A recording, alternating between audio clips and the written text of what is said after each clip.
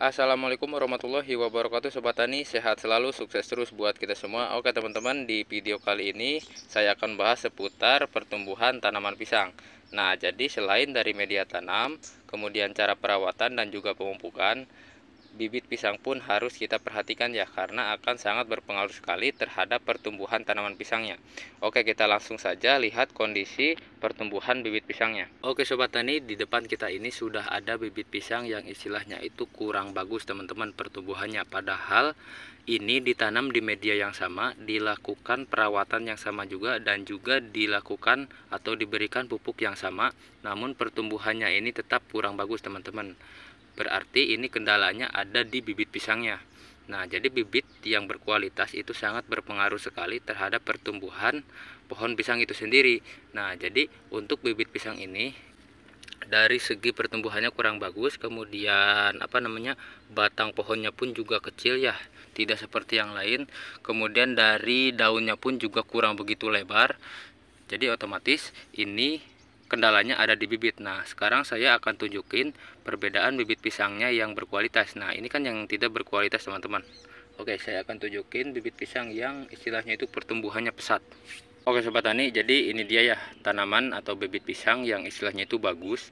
Nah, dari pertumbuhannya pun juga berbeda dengan yang tadi. Kalau yang tadi itu dari segi batang pohonnya pun juga kecil, kemudian warna pohon pisangnya pun juga kurang begitu sehat ya. Kalau yang tadi itu berbeda dengan yang ini, dari segi batang pohonnya pun juga besar, dan juga warna dari pohon pisangnya pun juga istilahnya itu lebih cerah lah, lebih sehat. Nah, dari daunnya pun juga terlihat lebih lebar teman-teman. Kalau yang tadi kan istilahnya itu kurang lebar lah, jadi kecil. Nah, otomatis jadi masalahnya ini ada di bibit. Nah, kalau misalkan yang tadi itu kan kurang bagus bibitnya itu, sehingga mengakibatkan pertumbuhan pohon pisangnya pun juga tidak begitu cepat lah teman-teman. Berbeda dengan yang ini nih. Padahal ini ditanam di media yang sama, diberikan pupuk yang sama, dilakukan perawatan yang sama juga, dan ditanam dalam waktu yang sama juga teman-teman. Namun tetap aja ya perbedaannya itu pasti ada. Itu tergantung dari bibitnya teman-teman. Mungkin itu yang saya alami ya. Kalau misalkan yang teman-teman alami saya nggak tahu. Jadi kalau yang saya alami itu kendalanya ini ada di bibit pisangnya. Nah, bagaimana cara membedakan bibit pisang yang baik atau yang bagus ya teman-teman? Kalau saya sendiri itu dilihat dari induknya teman-teman. Kalau misalkan induknya itu mentek atau misalkan terkena penyakit fusarium atau terkena penyakit pisang kerdil, nah itu jangan diambil bibitnya. Pasti pertumbuhannya itu kurang bagus teman-teman. Kalau misalkan pertumbuhannya bagus, rata-rata kalau misalkan bibitnya terkena penyakit fusarium atau terkena penyakit pisang kerdil, nanti pada saat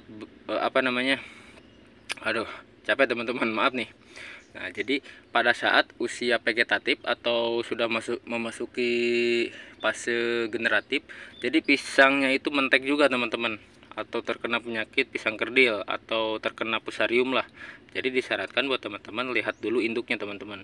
Induk pisangnya itu sehat atau tidak, buah pisangnya bagus atau tidak, pertumbuhan bibitnya itu anakan pisangnya itu bagus atau tidak. Nah, kalau misalkan semuanya itu bagus, barulah bisa kita jadikan sebagai bibit pisang yang baru atau kita tanam. Nah teman-teman, mungkin itu saja ya di video kali ini. Semoga video ini bisa bermanfaat buat teman-teman. Sekian dari saya, jangan lupa di subscribe channel YouTube Tiga Pandawa. Assalamualaikum warahmatullahi wabarakatuh. Mantap.